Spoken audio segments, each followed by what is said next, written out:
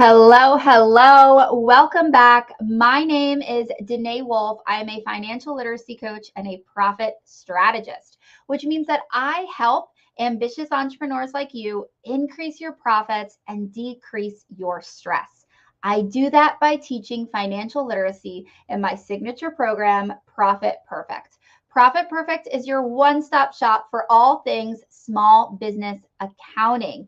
And don't worry, guys, this isn't the textbook version of accounting that your CPA studied in school. No, this is entrepreneurial accounting, which teaches you how to make and keep more money.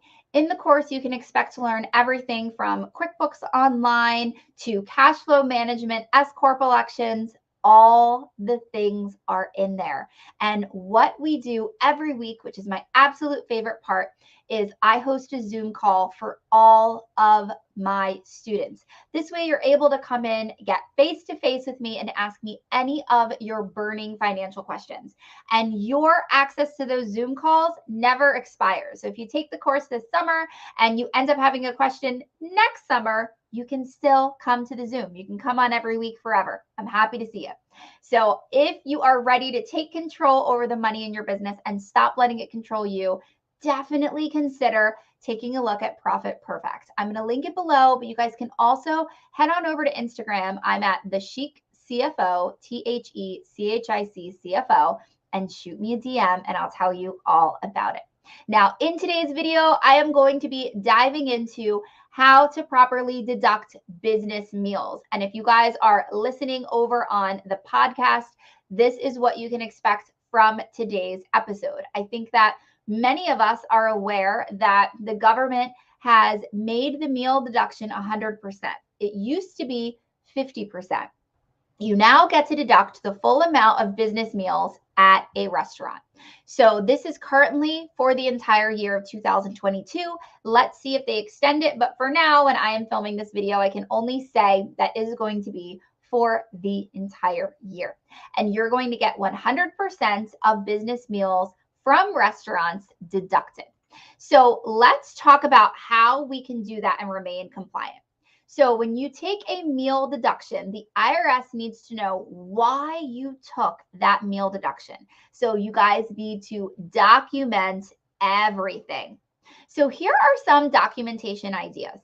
What I like to see is you to have a paper trail between you and your client or your team member, whoever is going to be attending this business meal with you, outlining what you're going to be discussing. So maybe you would have an email trail with you and a client saying, hey, we're going to be discussing that new marketing campaign on Tuesday at, Applebee's, wherever you guys are going to meet. You also can book your meal through one of the apps, such as OpenTable. They actually have an occasion button and you can select business. Okay. So if you've got a paper trail between you and whoever you're meeting with outlining what you guys are going to be discussing that's business related at the meal, you can also book on the apps, notate that it's business. And the last piece is keeping the receipt and notating the receipt. There are 5 things that I want to make sure you guys have on your receipts from the restaurants. Okay. Number 1, I want to make sure you've got the address of where you ate, as well as the time that you ate. Now, typically the restaurant is going to take care of this for you, right? Your receipt should show the name of the restaurant, the address, the date, and the time. What I want you guys to notate on the receipt is the person you met with and what was discussed. Remember, the key here is documentation, right?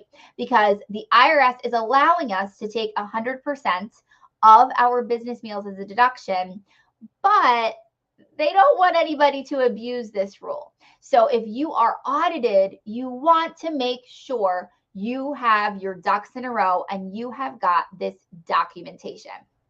So once you get all of this information on the receipt, the final thing that I want you to do is take a screenshot of your receipt.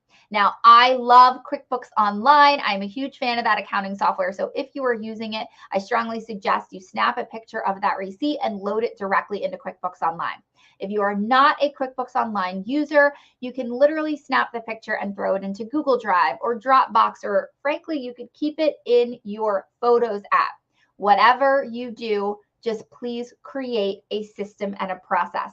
We really want to move away from having paper receipts. So many things could happen. You could have a flood. You could, various things. You could lose something. Your dog could legitimately eat your homework, eat your receipts. So we want to make sure we've got it saved safely on the cloud. So I love for you guys, take a picture, keep that receipt in whatever method works for you, whether it's going to be QBO or Google Drive.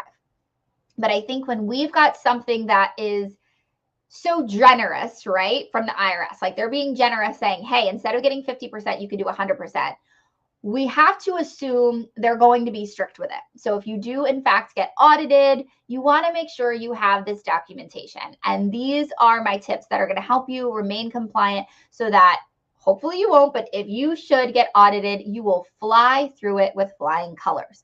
So again, to recap, have some type of a paper trail that can show, here's the conversation with the client discussing the meal that we're getting ready to book and what we're going to do there that has to do with business. You can book on an app that will allow you to select business, and then you're going to notate the receipt, making sure to show the address, the date, the person that you met with, and what was discussed.